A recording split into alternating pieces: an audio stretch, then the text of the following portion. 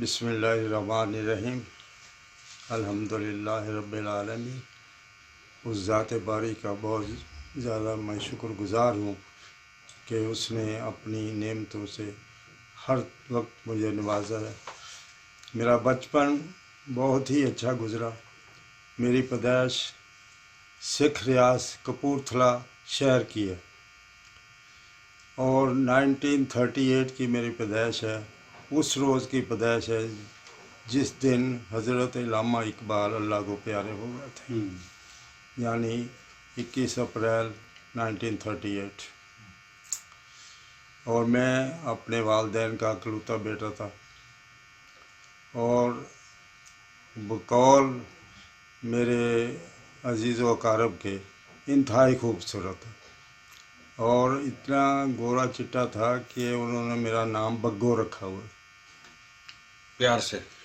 وہ تو ماشاءاللہ اب بھی نظر آتا ہے کہ آپ کی باتیں جو ہے نا وہ سچی ہیں کہ 82 میں بھی اب آپ ماشاءاللہ اللہ تعالیٰ کی رحمت ہے، صحت نور برستا ہے۔ اور سب سے اہم بات یہ ہے کہ آج تک کوئی بھی نماز قضا نہیں کی، ماشاءاللہ، اور کوشش یہی ہے ان کی، اور مسجد میں جا کر باجماعت نماز ادا کرتے ہیں، اور یہ سلسلہ یہاں بھی اور بیرون ملک بھی جاری ہے۔ اور میاں صاحب اپنی زندگی کی 82 بہاریں دیکھ چکے ہیں، اور ان کی زندگی کا جو سفر ہے وہ کپورتھلا انڈیا سے لے کر پاکستان، فیصل آباد، لاہور، ایک طویل جس میں مطلب ہے ان کی جد و جہد ہے پوری زندگی کی، اور اس نے عملی طور پر اکاؤنٹنٹ کی حیثیت سے بھی ایک چیف اکاؤنٹنٹ کام کرنے کے ساتھ ساتھ انہوں نے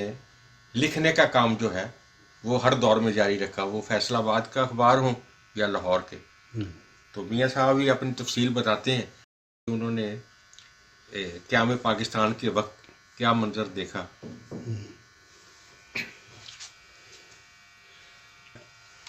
الحمدللہ پاکستان کو بنتے بھی دیکھا ہے، ٹوٹتے بھی دیکھا ہے، اور 1948 کی جنگ بھی دیکھی ہے، 1965 کی جنگ بھی دیکھی ہے، اور 1971 کی جنگ بھی دیکھی ہے، اور حضرت قائد اعظم سے 2 دفعہ کا بھی ملا ہے۔ یہ میں اللہ تعالیٰ کا اپنے آپ پہ بہت بڑا احسان سمجھتا ہوں۔ پہلی دفعہ تو قائد اعظم، حضرت قائد اعظم اس وقت ان کو بابا جناح کہا کرتے تھے، وہ جلندھر تشریف لائے تھے۔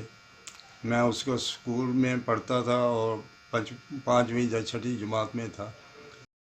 میں نے والد صاحب کو ضد کرنی شروع کی، میں بابا جناح کو دیکھنے جاؤں گا، میں بابا جناح کو حالانکہ کپورتھلا اور جلندھر کا فاصلہ تقریباً 10-12 میل تھا۔ تو والد صاحب مجھے جلندھر لے گئے۔ اگلے دن میری ایک پھوپھی وہاں رہتی تھی، رات ہم نے وہاں گزاری۔ اگلے دن قائد اعظم کی ٹرین جلندھر اسٹیشن پہ پہنچنی تھی۔ تو اس وقت جب ہم اسکول میں پڑھتے تھے تو ہم نے ایک بچہ مسلم لیگ کیمپ کر رکھا، جو اسکول کے ٹائم کے بعد گلی محلوں میں بڑے اپنے بزرگوں کی نعرہ بازی کیا کرتے تھے، بن کے رہے گا پاکستان، بٹ کے رہے گا ہندوستان، یہ ہمارا نعرہ ہوتا تھا۔ آپ نے یہ بچہ مسلم لیگ بنائی ہوئی تھی؟ بچہ مسلم لیگ بنائی تھی، اور اتفاق یہ ہے کہ ایک درزی نے ہمیں یونیفارم بنا دی، گرین شرٹ اور سفید نیکر۔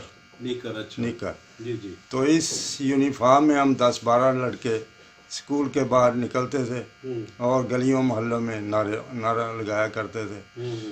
تو وہ دور بھی بڑا عجیب تھا۔ ہندو ٹیچر جو تھے وہ بہت جلتے تھے ہم سے، خاص کر ان لڑکوں سے جو پاکستان کا نعرہ لگاتے تھے، اور 1-2 مسلمان ٹیچر تھے وہ بہت خوش ہوتے تھے۔ ہندو ٹیچر عموماً دھوتیاں باندھ کے آتے تھے اسکول میں، اور مسلمان ٹیچر شلوار قمیض میں ہوتے تھے۔ تو جب مجھے پتہ لگا کہ بابا جناح جلندھر آ رہے ہیں تو میں نے والد صاحب کو زور دیا کہ مجھے بابا جناح کو ملا کے لائیں۔ تو والد صاحب مجھے لے گئے۔ اتنا ہجوم تھا اسٹیشن پر آپ اندازہ نہیں کر سکتے قائد اعظم کے استقبال کے لیے اور نعرہ بازی ہو رہی. جیسے ہی قائد اعظم کی وہ اسپیشل ڈبہ جو اس ٹرین کے ساتھ لگا ہوا تھا وہ وہاں پہنچا اسٹیشن پہ تو لوگوں نے قائد اعظم زندہ باد، پاکستان زندہ باد کے نعرے لگا کے آسمان سر پہ اٹھا لیے. قائد اعظم مسکراتے ہوئے ڈبے کے دروازے پہ تشریف لائے. انہوں نے ایسے ہاتھ کے ایک دم خاموشی چھا گئی. میں والد صاحب کے کندھوں پہ بیٹھا ہوا تھا. میں نے اپنے نعرہ بازی جاری رکھی. وہی نعرے بٹ کے رہے گا ہندوستان، بن کے رہے گا پاکستان، بابا جناح زندہ باد، قائد اعظم زندہ باد. تو ساری خاموشی چھا گئی. میں نعرے لگاتا رہا. میں بچہ تھا تو حضرت نے اشارہ کر کے والد صاحب کو اپنے پاس بلایا اور میرے کندھے پہ یہاں ہاتھ رکھی. پھر میں خاموش ہوا اور اس لمس کو میں آج تک محسوس کر رہا ہوں. ماشاءاللہ ماشاءاللہ. دوسری دفعہ قائد اعظم کپورتھلا میں تشریف لائے تھے. مہاراجہ سکھ تھا اس کی دعوت پر کہ اتنا بڑا مسلمانوں کا لیڈر ہے، اس کو جلندھر آئے ہیں تو ہماری اسٹیٹ کو بھی وزٹ کرنا چاہیے. تو ہماری جو کپورتھلا اسٹیٹ تھی اس میں اکثریت مسلمانوں کی تھی. 68% مسلمانوں کی آبادی تھی اور 32% غیر مسلموں کی.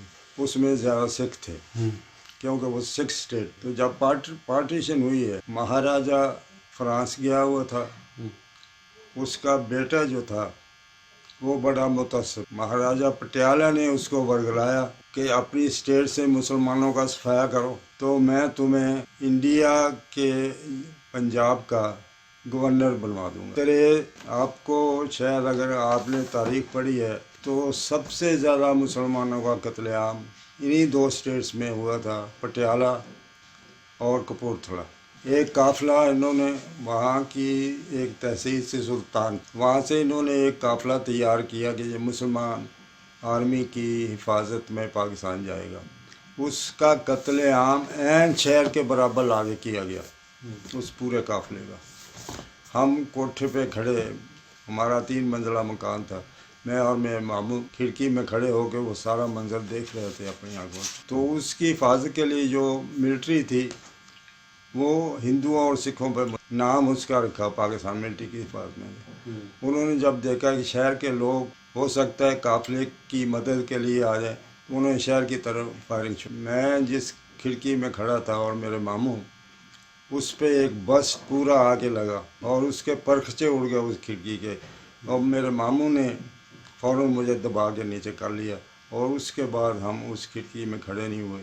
یہ ہماری آنکھوں دیکھے واقعات ہیں اور آج ان کا تصور کر کے بھی رونگٹے کھڑے ہو جاتے ہیں. اس قدر قتل عام ہوا. میاں صاحب آپ نے پھر یہ تمام واقعات ہیں واقعات اس کو اپنی کتاب میں نے اپنی کتاب آزادی کی قیمت میں ان سب واقعات کو قلم بند کیا ہے اور اس میں اور لوگوں پہ جو باتیں مطلب جس میں مطلب ہے